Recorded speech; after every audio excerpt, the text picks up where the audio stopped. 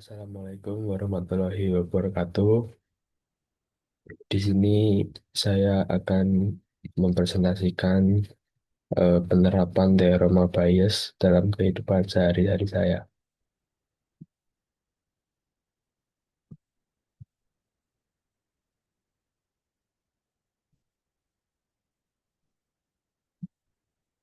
Oke,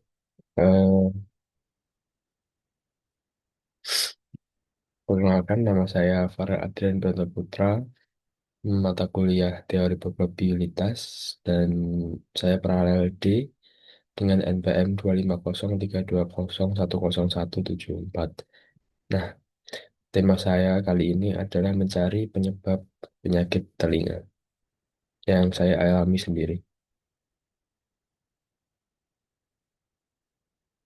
Nah, latar belakangnya dalam kehidupan keluarga saya, seringkali ibu adalah peran utama yang dapat menggantikan ayah. Nah, maksudnya adalah beberapa hal seperti merawat anak, kemudian memprediksi penyakit yang akan dialami anak, memberikan obat. Seperti itu hanya bisa dilakukan oleh ibu. Makanya di sini saya menulis ibu adalah peran utama yang dapat menggantikan ayah. Kemudian suatu ketika telinga saya tiba-tiba nyeri dan berkedut. Karena ibu memiliki peran penting, maka ibulah yang merawat dan memberitahu penyebab terjadinya sakit tersebut adalah karena saya terlalu sering menggaruk bagian dalam telinga saya. Tapi menurut saya itu adalah hal yang juga sering dilakukan banyak orang. Maksud saya adalah ini adalah hal yang dilakukan banyak orang, tetapi hanya terjadi pada saya.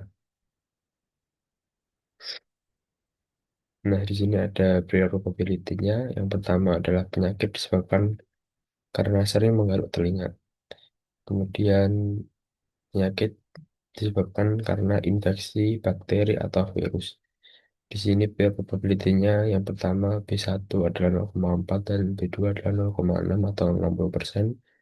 Di sini sebenarnya 50-50 karena yang pertama penyakit disebabkan sering mengarut telinga adalah seperti spekulasi sendiri atau kesimpulan sendiri, dan pernyataan kedua adalah disertai dengan bukti medis atau dan lain-lainnya.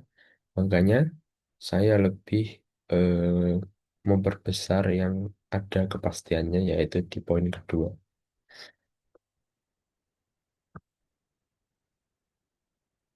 Nah, ini likelihood advance-nya adalah telinga terasa nyeri dan keluar cairan. Itu adalah gejala yang saya alami di kemudian hari. Nah, di sini karena adanya bukti baru, maka bisa saya perjelas dengan rumus ini. Diperbarui pernyataan pertama 0,3 karena kalau hanya dengan menggaruk tidak mungkin sampai keluar cairan dan semacamnya.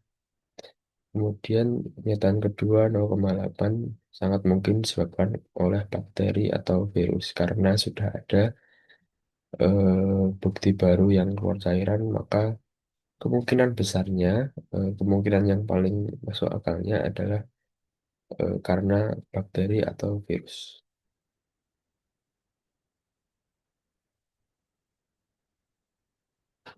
Nah, di sini ada posterior probability, yang di atas adalah rumus probability total dan di bawah ada rumus Bayes.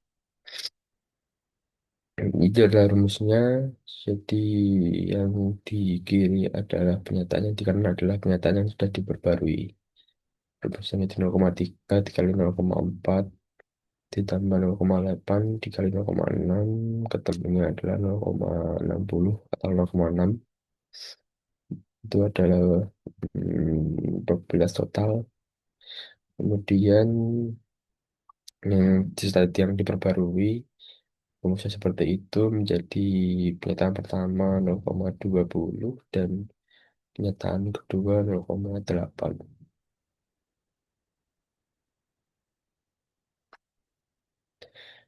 Nah, kesimpulannya adalah prior terbesar adalah 60%, namun setelah adanya likelihood justru memperbesar persentasenya. Maka setelah diperbarui posterior yang paling tinggi adalah B2 dengan 80% kemungkinan, yaitu yang disebabkan oleh bakteri atau virus.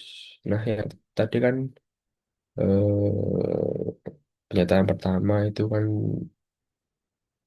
40% dan pernyataan kedua 60%.